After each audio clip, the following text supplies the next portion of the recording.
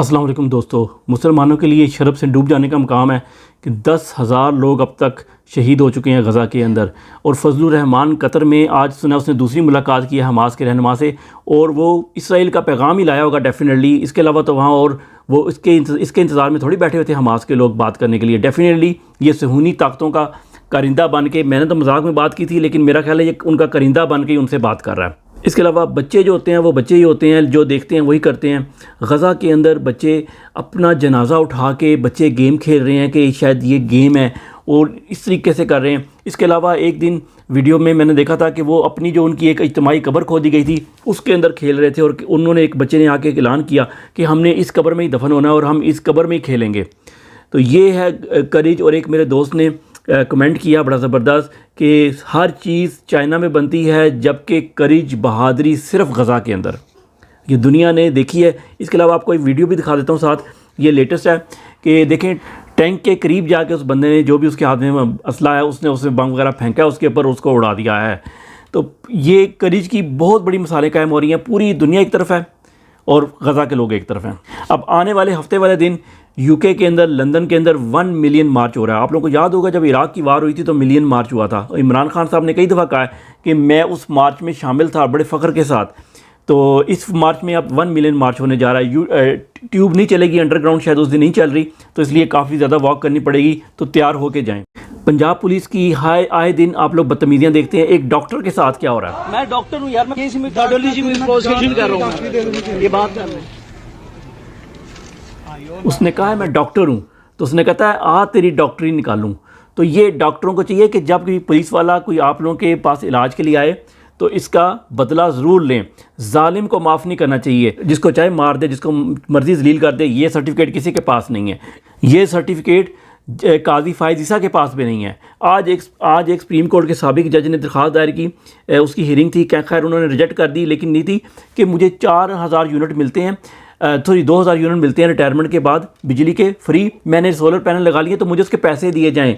अभी इन बगैरतों की जो सिर्फ पेंशन है 10 लाख रुपया माहाना है। आम बंदे की पेंशन कितनी होती है? 8 लाख, 8000, 10,000, और ये 10-10 लाख पेंशन लेते हैं। यूके के अंदर मजिस्ट्रेट आप हो ना, आपको ज़ीरो पैसे मिलते हैं, तनख्वाह मिलती है। हाँ, टीएडीए में चंद पाउंड मिलते हैं जो आपका सिर्फ आने जाने का बस का किराया बन जाता है, या खाने पीने का एक बर्गर बन जाता होगा, बस। इससे ज़्यादा आपको नहीं मिलता। जबकि इन्होंने क्या बनाया हुआ है, ये मौज बनाई हुई है। इसी 18वें 19वें स्केल का अगर कोई और बंदा कहीं और स्कूल में टीचर है 19वें स्केल का, उसकी तनख्वाह कितनी होगी? इनकी उससे को 20 गुना ज़्यादा तनख्वाह इन्होंने रखी हुई है। ये 2 मुल्क एक मुल्क के अंदर इन्होंने कायम किए हुए, और 2 गवर्नमेंटें कायम की हुई हैं। चंद के लिए और गवर्नमेंट के मुलाजमीन के लिए और कानून, चंद के लिए और कानून। ये एक हुआ है, साफ़ियों ने सवाल जवाब जो हुए हैं काफ़ी मशहूर हो रहे हैं। इसमें एक ये बड़ी इंपॉर्टेंट सवाल जवाब है, ये आप लोग सुने, जिसमें वो क्या कहता है। मेरा सिर्फ एक तबसरा है, सवाल तो नहीं है। ज़ाहिर बात सवाल के जवाब सब पूरी कौम को ही पता है, कौन से जवाब कहाँ आने हैं और कैसे जवाब हैं। मेरा सिर्फ ये कि जन साहब ने कहा कि रियासत के मफादात होते हैं, तो मेरा मानना ये है कि रियासत क्या चीज़ है? रियासत ज़मीन का एक टुकड़ा है। असल मफादात उस टुकड़े पे बसने वाले लोगों के होते हैं, उनके लिए काम करना चाहिए। और वो जो आप कहते हैं कि एक ग्रोह, तो इस मुल्क में वो एक ग्रोह जिसके मफादात के लिए काम हो रहे हैं, और जो फैसला साज हैं वो ग्रोह आपका इदारा है, ठीक है। तो बराए करम आप तो वर्दी उतार चुके हैं, उनको कम से कम ये बता दें कि इस कौम के लिए कुछ कर लें। जी, रियासत जो होती है ना वो आवाम से होती है, जबकि हमारे एक नया कंसेप्ट दे दिया गया है कि रियासत अलहदा चीज़ है, कोई दायरा है, कोई क्या है, बाकी आप लोग भेड़ बकरी हैं, ये जानवर हैं आप लोग। तो ये बड़ा अच्छा उसने सवाल किया और बड़ा ज़बरदस्त कमेंट था। और यही सोचने की ज़रूरत है। अगर आप खौफ के बुत न तोड़ते, अगर आप समझते हैं हम खौफ ज़दा हैं, वो नहीं, हमने बाहर नहीं निकलना, तो आप मुसलमान हैं ही नहीं हैं। ला इलाहा इल्लल्लाह इमरान खान साहब बताते रहे कि खौफ का बुत तोड़ देता है, लेकिन अगर आपको फिर भी डर लगता है तो इसका मतलब है आप मुसलमान हैं ही नहीं, क्योंकि आप एक बुत परस्त हैं और खौफ के बुत की परस्तिश करते हैं। ये सोचें और समझें। मुशर्रफ को बचाने की कोशिश शुरू हो गई है कि उसको सज़ाए मौत ना हो जाए। काजी फायज़ ईसा ने 4 रुकनी बेंच में बना दिया, क्योंकि ऊपर से हुक्म आया अबू जी का। मुशर्रफ तो मर गया, आप सोच रहे होंगे, कीड़े भी पड़े हुए उसकी, हर रोज़ उसको काटते होंगे, असदहे काटते होंगे। सिर्फ आफिया सिद्दीकी का अगर ले लिया जाए ना, बाकी तो जुल्म जो हज़ारों की तादाद में लोगों को बेचा, इसने कत्ल करवाया, वो तो लहदा है। ये बंदा इंशाअल्लाह क़यामत तक कब्र के अज़ाब में मुतला रहेगा। ये लोग असल में ये लोग वो लोग हैं जिनके बारे में कुरान मजीद में आया कि ये आखिरत पे ईमान नहीं रखते। उनमें ये काजी फायज़ हो गया, और ये मुशर्रफ हो गया, और इनके आगे जो पालतू हैं इनके वो सारे हो गए। ये वाकई ईमान नहीं रखते। अगर आप लोग को किसी को शक है ना, ये हमारे भाई हैं, ये आपके भाई नहीं हैं, ये आपको मैसेज दे रहे हैं कि हमारा बंदा मरा हुआ भी होगा ना, उसको कोई कुछ नहीं कह सकता, जबकि तुम ज़िंदा भी होगे ना तो ज़िंदा लाशों से भी बदतर होगे, और तुम्हें हम मारेंगे भी, दहशतगर्द कह के भी मारेंगे, और तुम्हें दफन होने की भी जगह नहीं देंगे। ये आप लोगों के लिए मैसेज है। ये एक तस्वीर है, काफ़ी तस्वीरें हैं वैसे।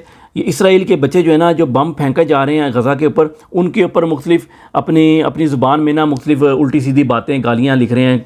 ये अगली जनरेशन दहशतगर्दों की बना रहा है इसराइल एक दहशतगर्द मुल्क है, और ये अगली जनरेशन दहशतगर्दों की बना रहा है। जो कहते हैं ना हमास के बच्चे जो हैं ये बड़े होकर दहशतगर्द बनेंगे, इसलिए हमें उनको मार देना चाहिए। ये हैं वो बच्चे जो दहशतगर्द बनेंगे।